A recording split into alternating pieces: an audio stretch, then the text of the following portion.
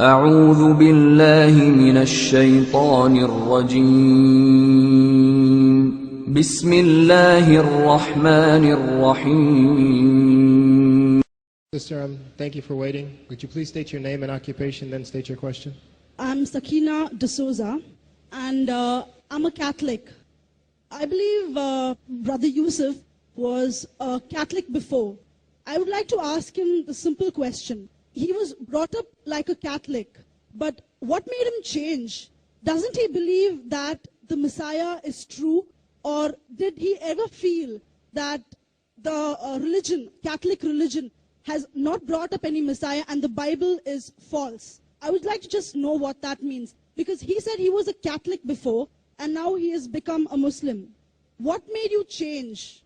What was that storyline before? Doesn't he believe that there is a Messiah, or the Messiah had come, saved us, died on the cross? Thank you very much for a good question. I hate to disappoint you, but I wasn't a Catholic.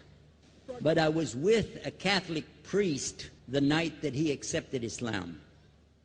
And I asked him these questions you asked me. Because after all, I was still a Christian, a preacher in Christianity, and I wanted to know why my best friend, a Catholic priest, had converted. That's a pretty weird thing. A Catholic priest is not like a regular preacher in the Protestant religion.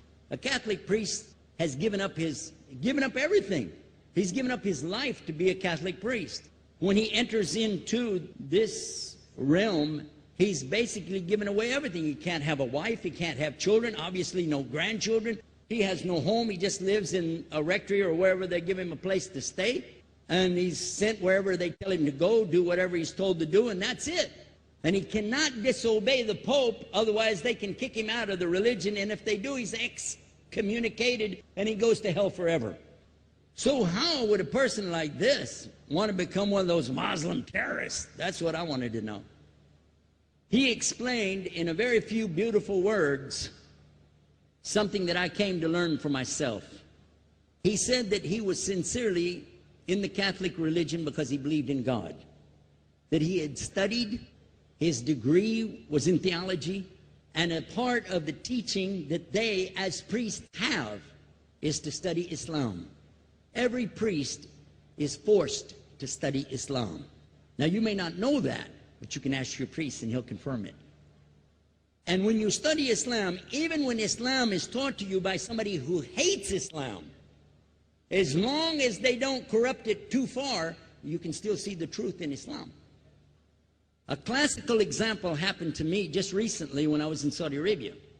A friend of mine, very old copy of one of the first Qurans ever translated to English by George Sale. George Sale hated Islam, he hated the Muslims, but when he translated the Quran to English, he was true to the text of the words. Although maybe not getting all the meaning, he certainly was true to the text of the words. I was shocked when I read it. Have you seen it? You know what I'm talking about? Amazing. And listen to this. George Bernard Shaw, for instance, is one of many, a long list of people who read this and realized the truth of Islam. When people see the truth of Islam, it can change them if they want to be guided. If they want the truth, it can change them. You might think, I'm a Catholic, I'll never be anything but a Catholic. But I'm going to ask you a question, and I want you to be honest. This is not for you to, start a debate, but just be honest. Was Jesus a Catholic?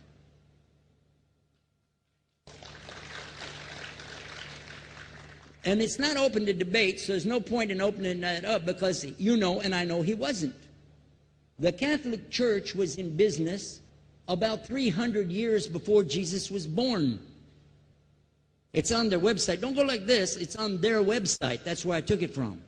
The Catholic Church was really started in Rome by Alexander the Great. Do you know what the word Catholic means? It means universal. It was the universal church for the Roman Empire. If you didn't join it, you could not be a Roman citizen. And it was opposed to the teachings of Judaism and opposed to the teachings of the early Christians for more than 200 and some years. And they were diametrically opposed to each other to the extent that it was the Romans killing the early Christians. Now, if you understand that, and you go to their website and read, they didn't even take over Christianity until the year 325 AD. And when they did, they changed a lot of things, again, referring to their own website. But if you want to check it in Britannica or Americana or grow your encyclopedias, go ahead and read about the Catholic Church.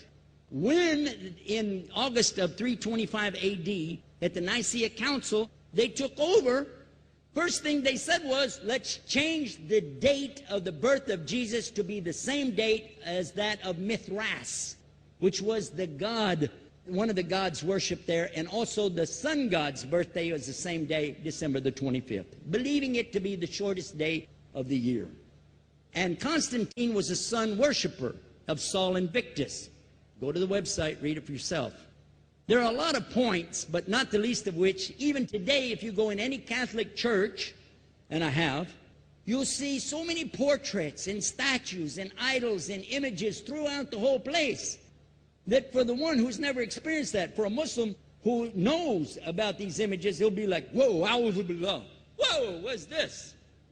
The first time I walked in a Catholic church, I was about 10 years old. I was shocked. I was shocked at the idols and statues everywhere, because in the Protestant religion, we were brought up to believe that the second commandment was just as important as the first commandment. The first commandment in the Bible, in Exodus, is the same as the first commandment in the book of Deuteronomy. It says, I am the Lord your God that brought you out of the land of Egypt in the house of bondage. You know no other God beside me. Beside me there's no other gods. Thou shalt not have any other gods beside me. How many in this room agree with that commandment? Raise your hand. You notice the Muslims are raising their hand, because it means Ashhadu la ilaha illallah. That's the first commandment for us as well. The second commandment you have clearly says, thou shalt not make any idol, any graven image of anything that creeps upon the earth, swims in the sea beneath, or flies in the air above. And I was sitting in a church one time, sitting there in the morning service, watching, the preacher talk, and, they go on and on and on, and sometimes you lose your train of thought. I was looking. Whoa! On the front of the podium, there was a fish. A fish. For the symbol, make you fishers of men. They had a fish. I said, whoa. Then I looked up above his head at the big stained glass window, and it had a dove, and he had the olive branch in his mouth. The dove is flying, the bird, I said, whoa. And then I look over here, and there's a cross with a man hanging on it. And I said, wow, they didn't miss a single one. They got them all.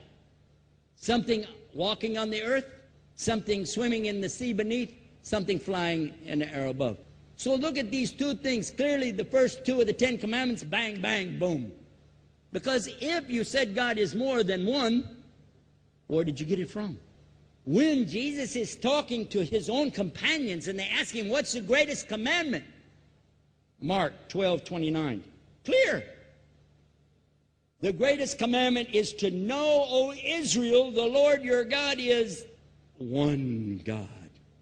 And you have to love him with all your heart and all your mind and all your strength. And this is no different from what Prophet Muhammad ﷺ was saying, the same thing to his people. Same thing I mentioned in the lecture. This is certainly for us the same. So what you see is Muslims practicing the commandments, and you see people claiming the commandments but practicing something else. And I have seen more converts from the Catholic Church than any other of the many sects of Christianity, and especially from the nuns, priests, and even an archbishop. And all of them are better than me. Those guys and women that I see do this, they still sacrifice their whole life to get the true message of Islam, not only to you, but to Muslims as well, because we all need to know about it. But thanks for a great question.